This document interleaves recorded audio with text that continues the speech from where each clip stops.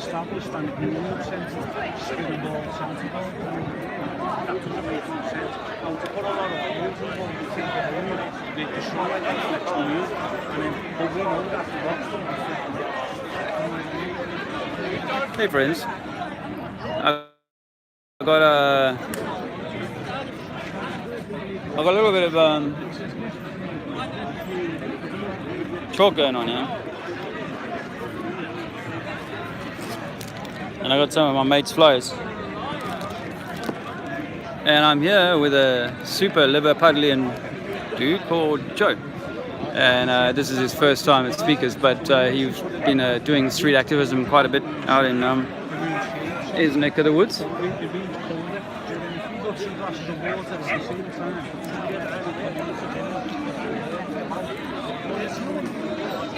Hey, there's some quick draw there.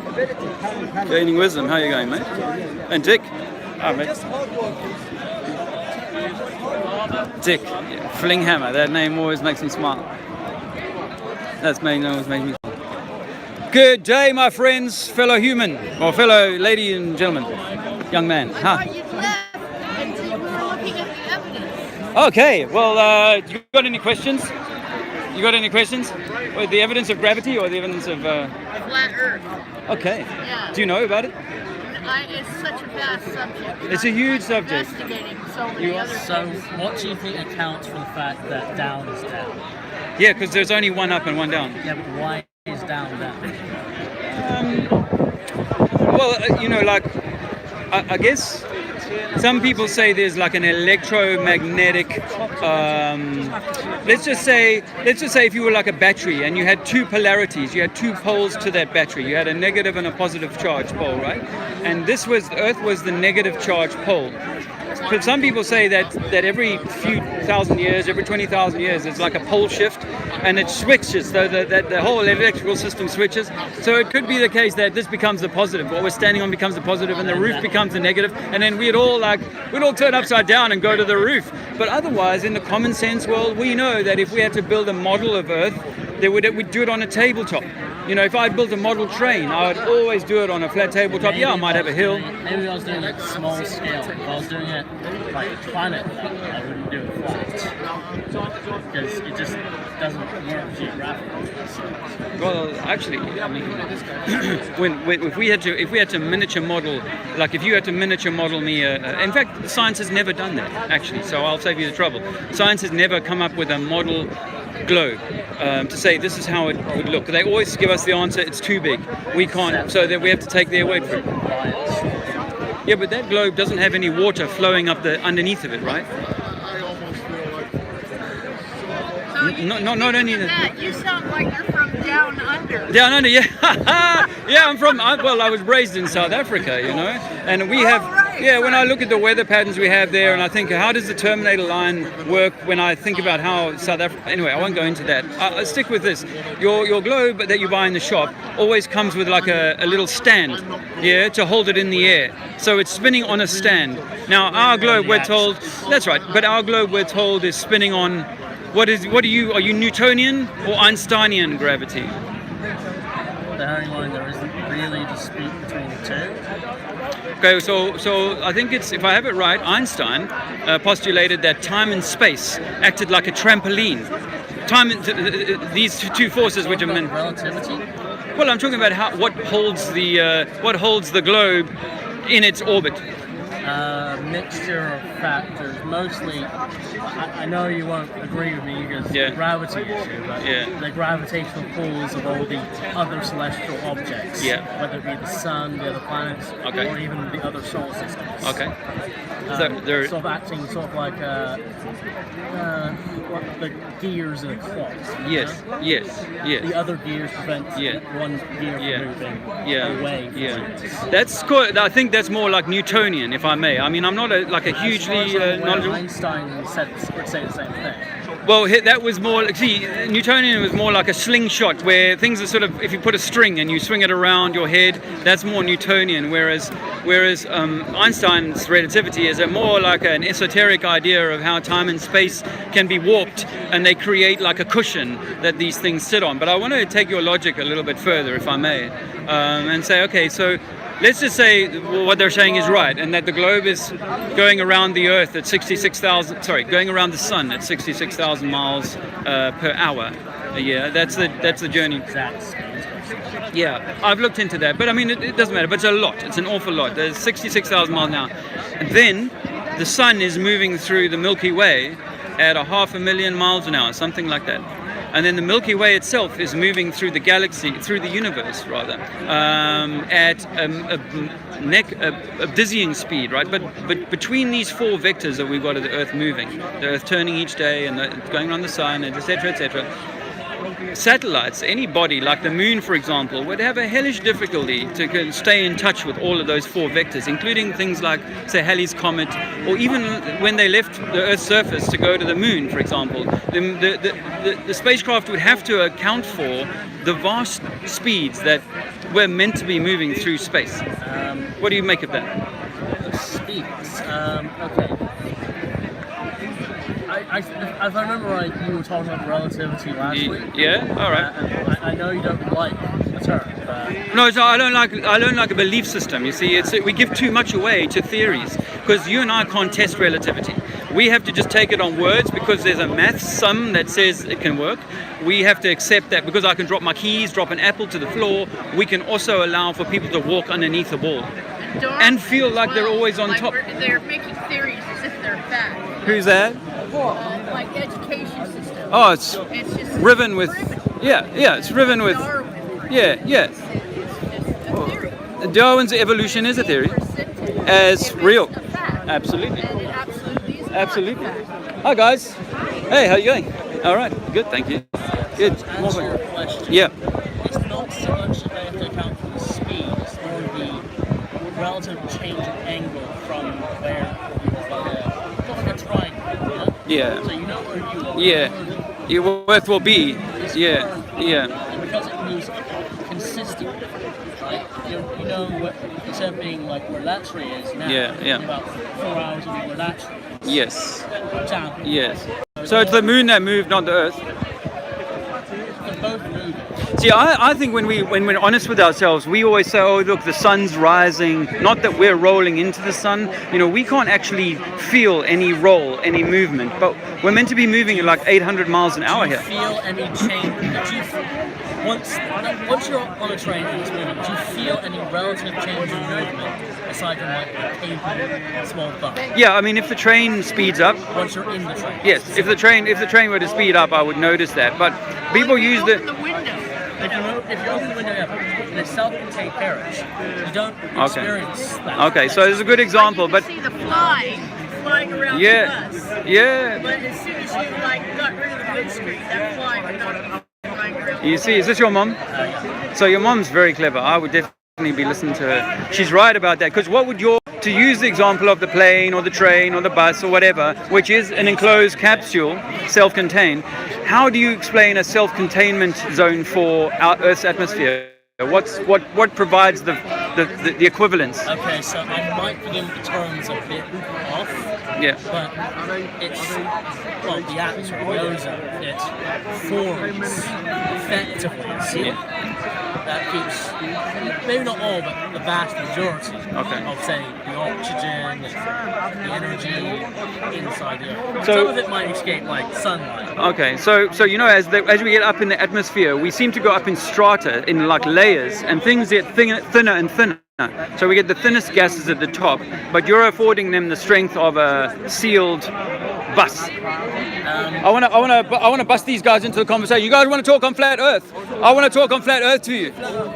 You flat? He actually went to. We're all. The truth is, we are all flat earthers, but I don't like to go by that title. Why? Because we are all men, we are all human first, we are all God's creation first. The gravity is an idea, a theory, you know, but yeah. No, but that's density, eh? If I put some helium balloons, enough helium balloons on you, as you jump, you would continue going up, right? Because things are either floating if they're in water and they're buoyant, or they're sinking like a stone if it says a stone, sorry. In outer space, Have you been to outer space? Yes. Yeah, not when you smoke a bit of the good stuff. That's not the same. I'm talking about the real outer space. The real outer space. The only space, my friends, really, outer space was given to us in comic books from the 1930s onwards, and since then we took it on as part of our belief system. But I'll be honest with you and say, I used to think outer space was real. Now the only space that we have is the space around us, and that we must be in some kind of, because we're in a pressure environment, there must be some kind of containment, some kind of closure going on. Otherwise, things would, if there was space, it would just suck up. We're gonna go over there. There's a fight. I'm convinced. I'm convinced. Okay, all right. I got a flight. Okay. Why come flat Earth is not true? That there's no gravity. Why? Yeah, sure. So. Sure. Oh, well, look, if you mean that why isn't something, I can show you that things are going to fall. Yeah, no. So what I'm saying is gravity. We're saying it's like a mass object. Things orbit around it because of its size and mass. Yes. So why can't we get a massive or Yeah. and then get little particles? Yeah. Exactly. Yeah, there's none. Isn't that the only way to prove gravity exists? Well, good science, good science requires for it to be testable and repeatable, and for you and me to be able to kind of check it out for ourselves. That would be the only way. But they keep telling us, oh, it's too big, so you're just going to have to take our word for it. So take our photos from NASA, but actually we found that NASA were faking the moon landings, and if they were going to the moon, right, back then, they would have been able to go back now. Not only that, they would have been able to drop a camera on there and say, hey, listen, we can film the Earth all day long, spinning. Yeah. Maybe it's a question for you. How do you explain, the moon and the shadow of the Earth? Is it a flat line on the moon? When you see it as I'm glad you asked me that, because often is the time that you'll get both the sun and the moon, or half a moon in the sky at the same time during the daytime, right? Now that shadow is meant to be thrown by the Earth, but that's impossible if the sun's up there and the moon's up there. So when we look at the moon, there's a couple of things that's worth noticing. One, we can actually chill water that's in direct moonlight by comparison to the water that's in the shadow of the moonlight. You can take your own digital thermometers and test this for yourself. Not only that, you can watch the moon slowly over the course of a whole night. You'll watch it roll like this, like a coin through the sky. Not only that, people with high power lenses, cameras will be able to film. Looking by your own eyes, and you see the shadow of the Earth is not a straight line.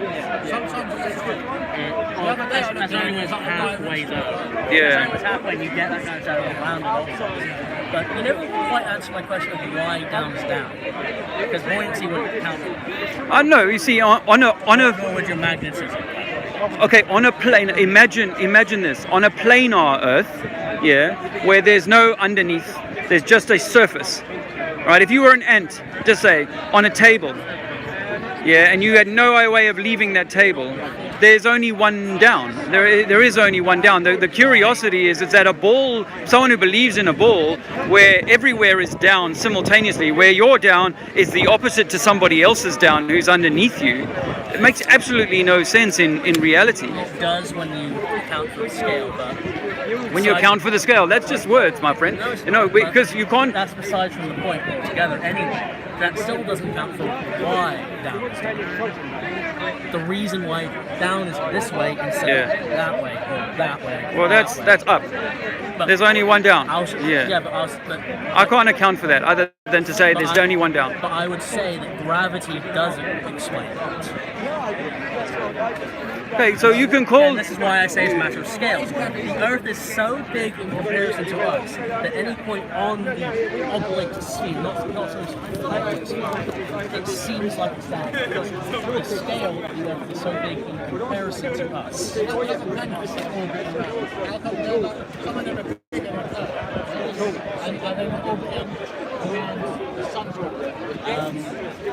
Orbiting around the sun largely, though you'll notice that further up you get slower the rotation. Thanks for me. That's all of the sun is comparably less that's if we believe in all of the also it's very easy to prove that the other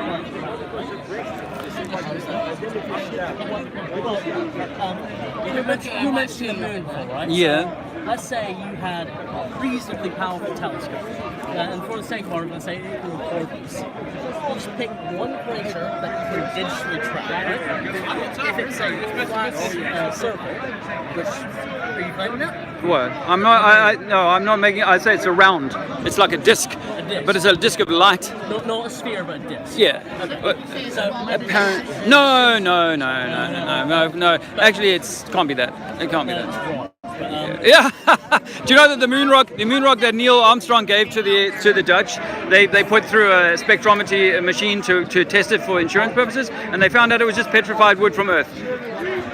So you got to start when you start to, yeah, I know, but that was announced by the BBC, my friend. You listen, once you start to unpick your belief system, your religion starts to fall apart, and the lords and gods that I used to admire, Brian Cox and Neil deGrasse Tyson and Lawrence Krauss and so on, they're just theorists, all right? They're just coming up with theories about if this, then that. If we do this maths and we allow enough time and enough distance and so on, then we get this. But I want to ask you, as we're on the moon, how come we've never taken a photograph of the back of the moon? If it's a round ball like you claim, how come when we went round there? that's what I was trying to explain. Okay. Just, again, use the powerful telescope that can digitally track a single point. Yeah. And again, just for the sake of me asking back and saying, it's being recorded. So now, and I've done this personally before. I've been bored. Let's joke. But what you'll find is that crater at certain points will no longer be visible on a disc. Yeah. That shouldn't be possible. Oh yeah, because you didn't hear me say, I tell you that it rolls like a coin through the night. So if half of the moon, let's say half of the moon is shaded in dark, yeah, as it rolls through the course of 4 hours, it moves about half the speed of your hour hand.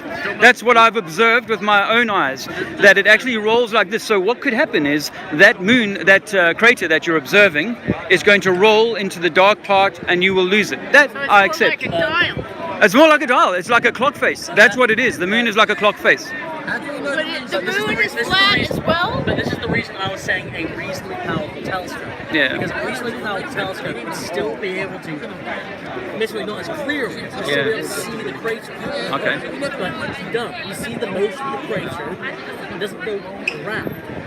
It will go that way. Well, if it's got an equatorial mount, it may fiddle with that. If you've got an equatorial mount on your telescope. Otherwise, my friend, my natural observation is that it rolls like this through the sky. If I see it now and then I see it again at say midnight, it will definitely, if I pick a point, it will definitely have turned like this. Friends of mine have done this experiment where they put water into the direct moonlight and into the shade of the moonlight and find that the water in the moonlight is getting colder. If it was reflecting the sun, it would be getting warmer or remaining neutral. These are things that you can test yourself. Now, I've got one more thing about the telescope. I've got one more thing about the telescope. Allow me to make this point. Well, let me make this one point about the telescope. If your telescope is powerful enough to pick up a 50-mile crater on the moon at 250,000 miles away, why isn't the ISS zooming in on images like the London Marathon, for example, or something, the International Space Station? They're only 250 miles up. They should easily be able to see things in real time going on underneath the ball in Australia, in England. Within 90 minutes they should be back over the UK, for example, and be able to see, oh, there's the London Marathon happening, and they should take a powerful camera. And they've never done this. They've never taken a powerful camera outside of the thing and zoomed in on real time, and that's why the weather is never given to you as a real time satellite image of the UK. It's always done as cartoons. They can't give you a real image of Earth from space because they are not up in space. Space, my friends, is fake. You have been given a complete lie your entire lives. Religious belief in the thing that is called gravity, in relativity, and is underscored by a fake moon landing and a fake, what's it called, Elon Musk. Elon Musk is not going to space. The only thing that's going to space is your mind. They do CGI once they do the rocket takeoff. Everything else after that is CGI, computer-generated imagery. Why are they doing that? Because they want to demean you, they want to minimize you, they want to make you think that you are a monkey, that you evolved through the slime of billions of years from dinosaurs, and that there are comets about to wipe you out, and aliens that are more advanced than you, when in fact you might be God's creation. You might be the creation itself, or the creator of this earth yourself, but your masters, the people who educate you, the people who govern you, never want you to know that. That's why they created religions, to create division, and they created science to make you think that you were simply an evolutionary lucky strike. So, my friends, I'm here to tell you today that you are the center of creation, that you might well be the son or the daughter of God, and that when you look in the mirror, you might be looking at God. So that's my thesis for today. Don't believe in the science that you've been taught. Go back and research the stuff. The moon is chilling water. It's not making water warm. It's not reflecting sunlight. The moon, we can see through the moon, and you'll notice that the moon colors are the same as the sky. So if it's white in the light side, it's blue during the daytime and dark at nighttime. The moon is rolling through the sky like a coin, and the sun is doing the same thing. That's my thesis. I've got some information for you to take away. You guys are on holiday? Holland? Somewhere like that? Denmark, not far. Denmark, you know, Denmark is a beautiful place. But you know what's interesting is Denmark goes up to about 60 or 65 degrees north, right?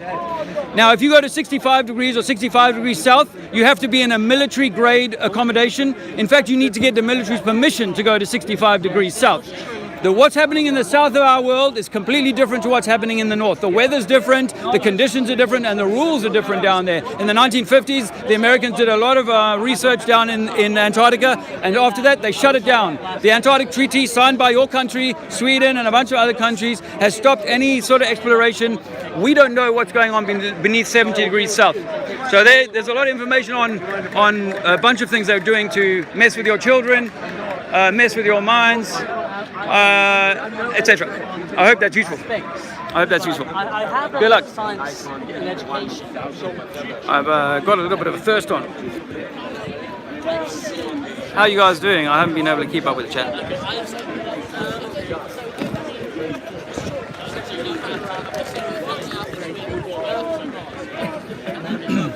I've been getting a little bit of